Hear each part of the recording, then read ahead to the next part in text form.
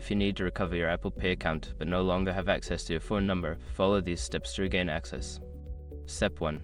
Visit the Apple ID website or to the Apple ID account page at apple.apple.com. This is where you can manage your Apple ID and initiate the recovery process.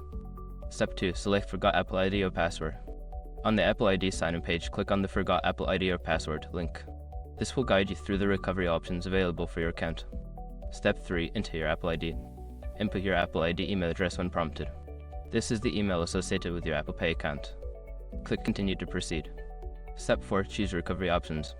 Since you do not have access to your phone number, select the option to receive an email for account recovery. Follow the instructions sent to your registered email address to reset your password. Step 5. Update your account information. Once you regain access to your account, log in and navigate to the account settings. Update your phone number and any other necessary information to ensure you can recover your account in the future. After following these steps, you should be able to recover your Apple Pay account successfully. Always keep your account information updated to avoid similar issues in the future.